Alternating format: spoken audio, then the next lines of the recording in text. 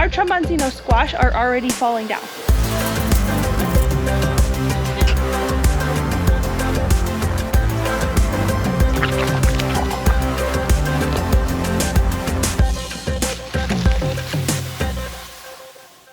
Good evening. It's actually good morning.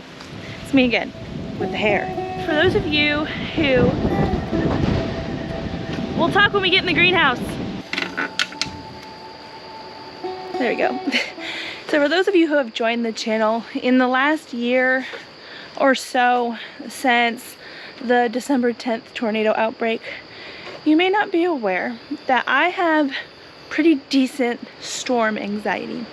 So why the heck would I be outside when it's the middle of the night and tornadoes have been raging a couple states over, but still we have a wind advisory in the morning. And historically, those things seem to increase in severity by the time that they get here. So if we have a wind advisory set to start at 4 a.m., it could easily turn into severe thunderstorm warnings with chances of tornadoes while I'm sleeping. That makes it so I can't sleep. And part of that is we have a lot of infrastructure that just will break apart if we have 70-mile-per-hour wind gusts. So usually it keeps me up, and I came outside to close up the greenhouse and realized that our tromboncino squash are already falling down. So it's gonna be definitely hard to see, because let's see if I can turn this up. It's gonna be insanely bright. There we go. There we go. They are starting to really die back, and so their holds that they have on these tomato twine strings here are just weaker and weaker, and so the high winds on top of the heavy fruits, they're just taking a toll on these plants. So I wanted to come out here and close up the greenhouse, not only for the benefit of the greenhouse, but for the benefit of these plants. While I was out here, I noticed that some of my brassicas are experiencing some pretty significant cabbage looper damage. I've been trying to hand pick them off, but it's been, 80 degrees during the day, which is kind of ridiculous for November, but it's really great moth and butterfly weather, and they are taking a toll on my plants. So I have my liquid BT here, and I'm just gonna spray them because I can't sleep anyway.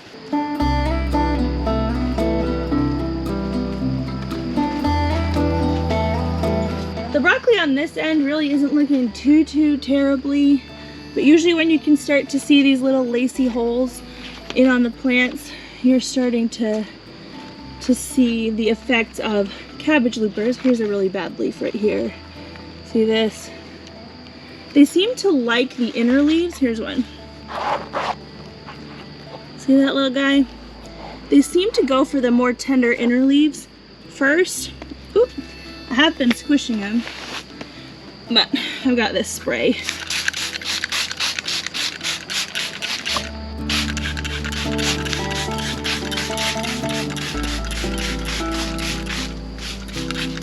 I want to spray basically all the sides of the leaf that I can access. I am really targeting some of the inner leaves. It seems like that's where they want to hang out. Those leaves are much more tender, and I imagine they're much tastier.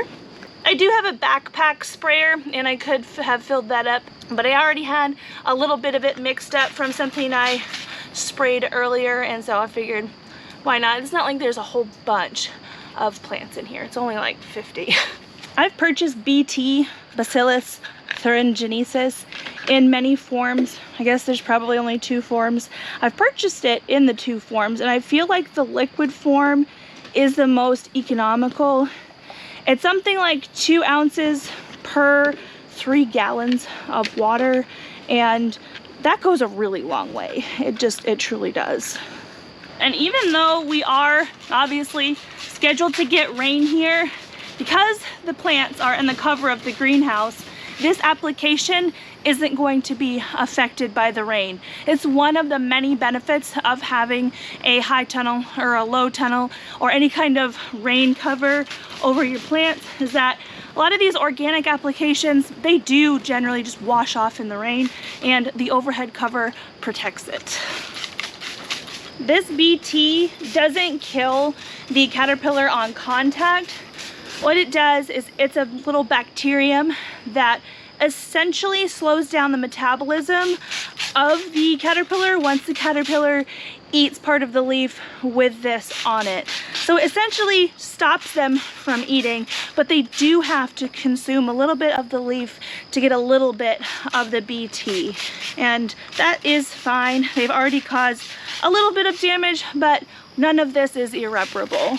Okay, so now that that chore is done, the greenhouse is closed up, I feel a lot better about going inside, but first I want to close up the rabbitry door.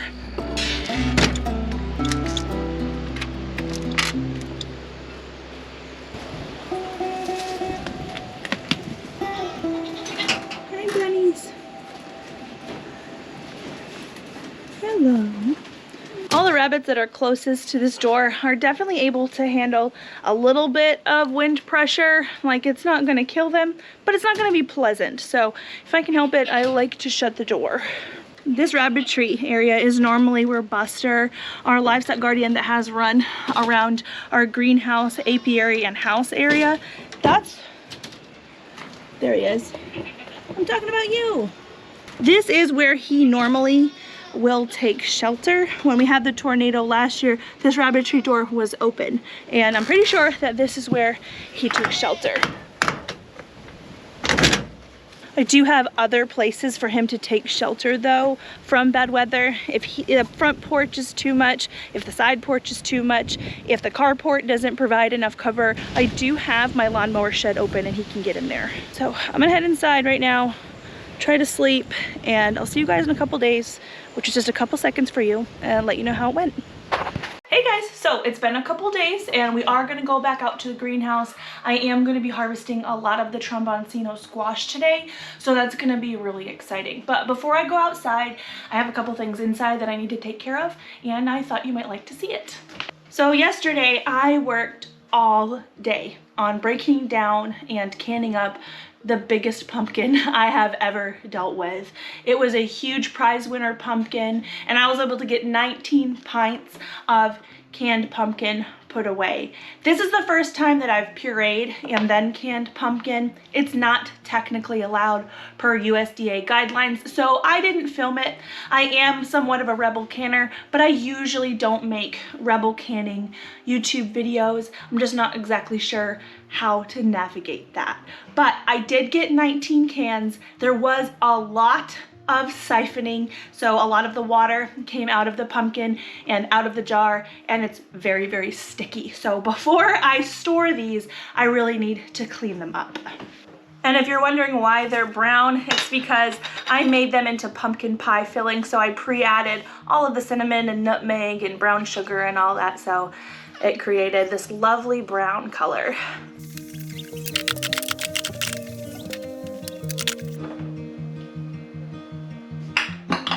Now we've got this lovely bag of mystery hanging right here. Inside this bag is actually cottage cheese that I made from clabber cheese. It is well drained and I just need to put it away. This is the whey that drained off of it. It's nice and clear. This I'm going to feed to the chickens this morning.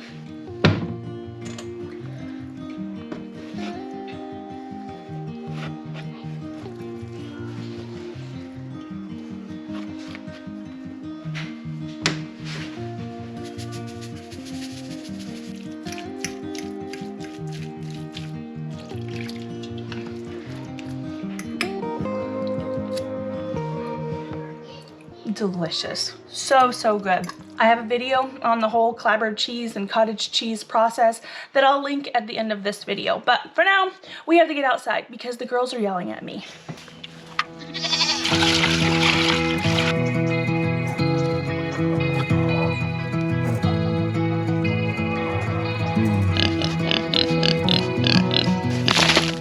You're a lonely sailor, and your soul is made of wind and rain, doubts and blame.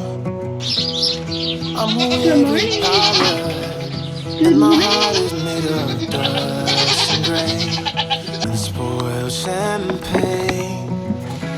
I've got troubles, I've got sins, I'm my worst enemy, but I've still got a lot to give. So I said, hey, don't you wanna come? I'm getting Come big. and run away with me. Hey, won't you come? And say by chance, don't you want a man who fully understands a sailor's heart, a sailor's heart.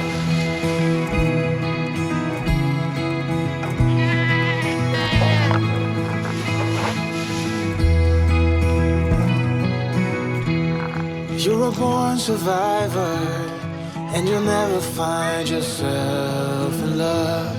You're wise enough. I got troubles, I got sins.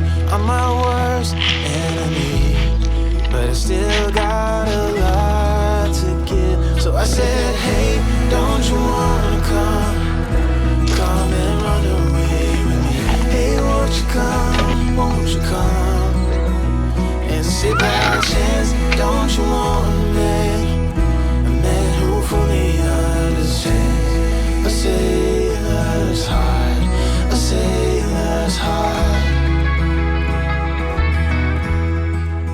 So no major catastrophes here during that windstorm the other day. There were a few limbs down in the middle of the road when we were driving to our friends Megan and Reagan's house the next day, but nothing happened here, which we're really, really grateful for. Now the tromboncino is really sickly looking. I've been leaving it in the hopes of getting as much winter squash out of it as I can. So the tromboncino you can use as both a summer squash when it's green and tender, and a winter squash when it gets a nice hard rind on it. I am going to harvest a couple of these today.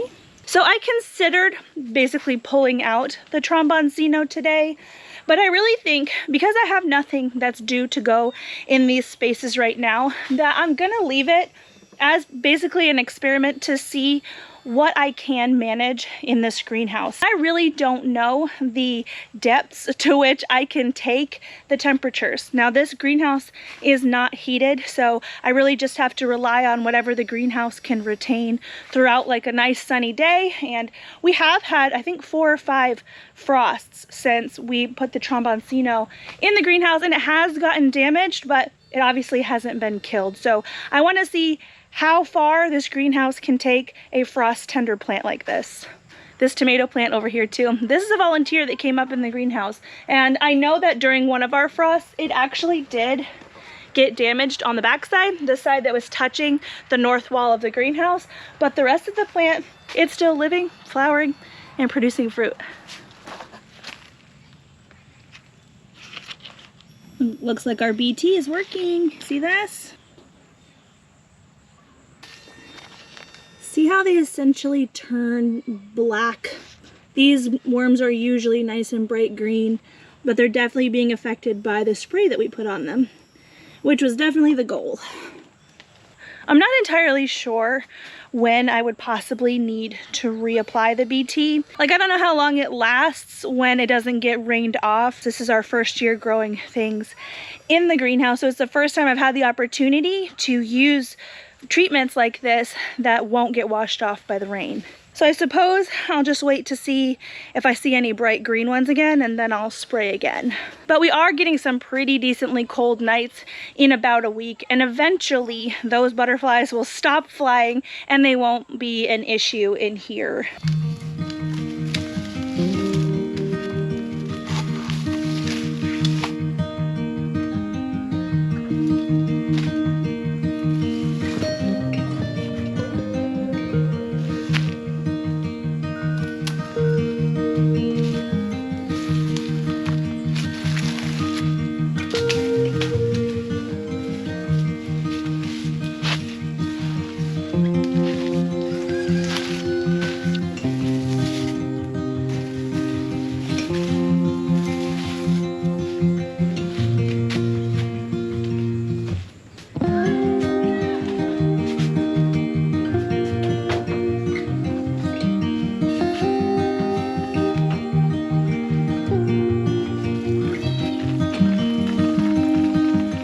if you've been with us a little while, you know that the tromboncino in the greenhouse was a grand experiment that I ran to see if we could get more food out of the center row. And these things are extremely heavy, and there's many more on the vine and more green ones at that. So I would say that this was a smashing success. I promised you I'd link a video at the end of this one, so if you're interested in seeing how I make our raw milk clabbered cheese or cottage cheese, go ahead and click this video.